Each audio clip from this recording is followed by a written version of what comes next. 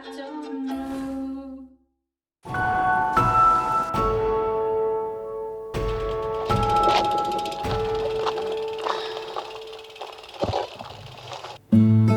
Life has a weird way of serving up a mixed bag of joy and setbacks, and in this episode I will have some unfiltered moments from my recent cycling adventure in Turkey. I am Giant Cheerio, a bicycle traveler exploring the world since 2021. I once again hit the road solo. The mission is to cycle 700 kilometers from Istanbul to Cappadocia in Turkey, because I really wanted to see the famous balloons rising over there. But let me drop a little spoiler, I did not reach my destination.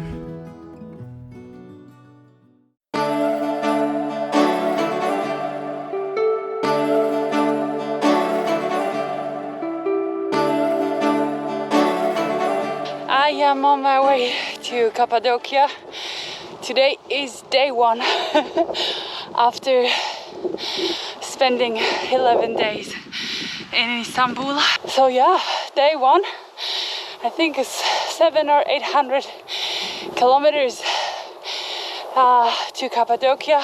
I gotta mention that I took a ferry to get out of town because Istanbul is such a huge city. Yeah, I didn't want to cycle within that traffic for like 30 or 40 kilometers. So I just hopped on a ferry from Yenikapi and went to Yalova. And now I'm here.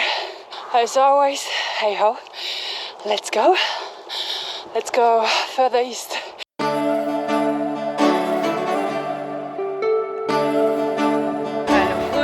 Achtung, ihr werdet gleich überfahren. Hallo. Na? Ja, wer bist du? Hä? Wer bist du? Eins, zwei, hier ist für dich. Und Nummer 3. Ja. And there's more.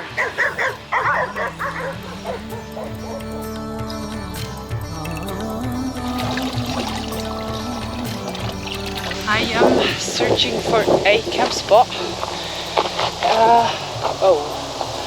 And I found it. Just took a little path which was leading away from the main road, and well, here I am. Okay, that's perfect. I'm just gonna go and get my bike. I left it over there because I didn't want to push it up here. Yeah, so I'm gonna get it now, and then it's time to pitch the tent and yeah, eat some bread and go to bed. Ew, what a rhyme.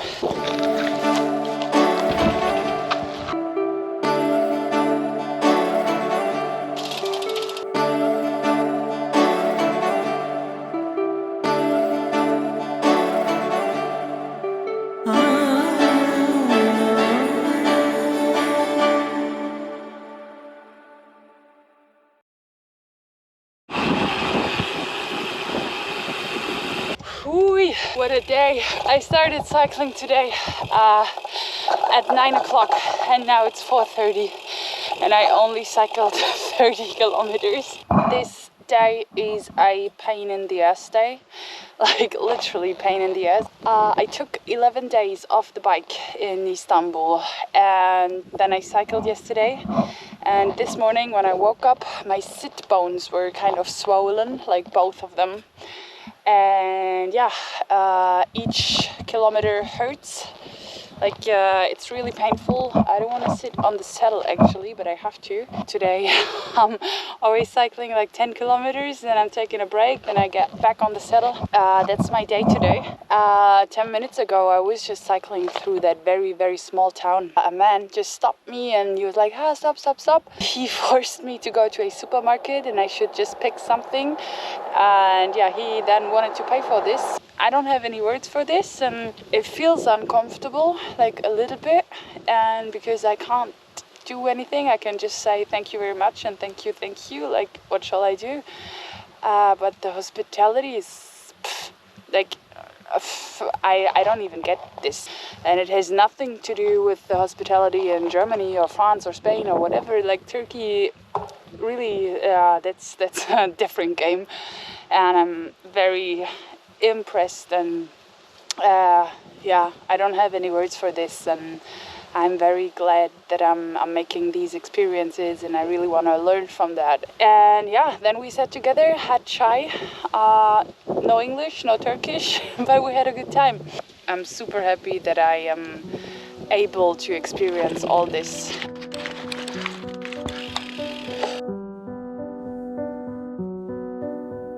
I was seriously blown away by all the amazing hospitality I was experiencing daily in Turkey, because I'd never seen anything quite like this before. But unfortunately, this day was different. This tea invitation led to a very unpleasant moment. I didn't notice, but someone was following me and eventually stopped me in the middle of the road in the middle of nowhere. And it happened again. Joy and weird situations just go hand in hand. There was an unpleasant incident with a man. First, I gotta say that this is not because of being in Turkey. Like, this happened in other countries as well. Germany, France, Spain, Belgium. It doesn't matter where you are as a woman, it just happens everywhere. Someone stopped me, yeah, a very old guy, and it was a very ugly situation, and I felt intimidated.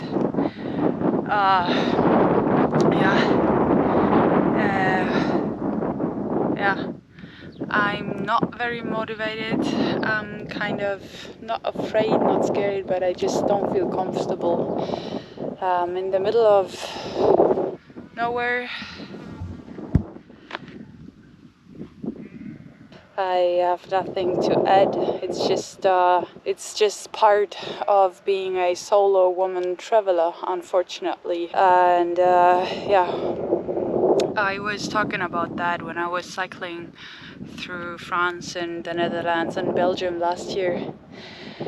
And yeah, now it happened again, and I don't have any words for this. Like, seriously, whenever people say, oh, you're a woman, you're traveling alone, this is so dangerous, then all they're thinking of is men. Like, the only reason why I'm afraid sometimes is because of these bullshit situations. Even though I handled it and I pushed him away and and said some stuff in a very certain and loud voice, I feel shitty. Like, seriously, it's just bullshit. And yeah, I continue cycling now, but yeah, it's making me so freaking sad, and it's so unfair that you gotta be so freaking careful just because of having a vagina.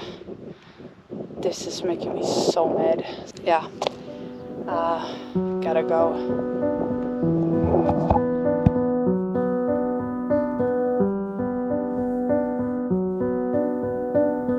As a solo female traveler, it's crucial to be aware of the unfortunate reality that incidents can occur when spending a lot of time alone on the road.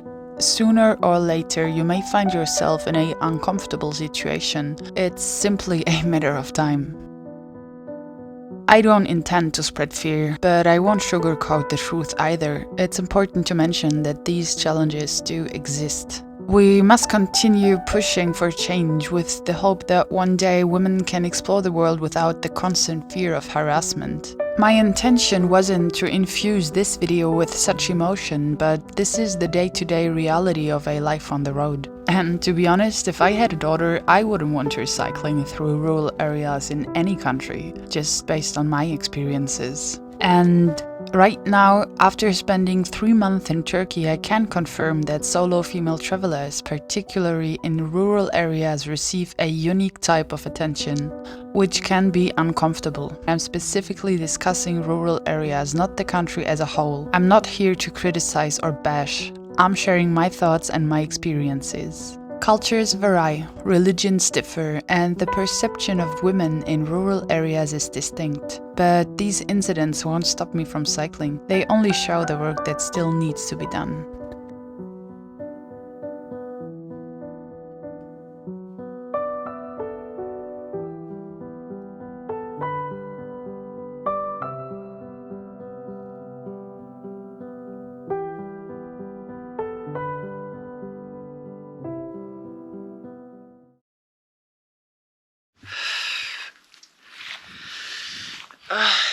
Good morning. I woke up, was having a pretty good night. I slept. I don't know, I fell asleep and I just woke up 9 hours later. And then I realized that I don't know how to cycle today. Yesterday I noticed that there is something off with the saddle and my bones, and today I woke up and I have one swollen thing right at my sit bone, and it's not just swollen, it's blue and thick and yellow. Yeah, I have a new saddle. My old one was falling apart and I needed a new one. And I thought this one was a good saddle, but it is for some, but not for my bum. Coffee now, get packed, and then I have to see where to go, or maybe eat a lot of painkillers, make my way to the next city, and then I have to take some days off again because I really can't cycle like that. But yeah, still after 3 or 4 hours on the saddle it started hurting, but I just think this is normal because who the heck spends 4 or 5 hours on the saddle each and every day? But yeah, with the SQ-Lab saddle it was way better, and now shit really hit the fan. It doesn't look good, it doesn't feel good, and coffee first.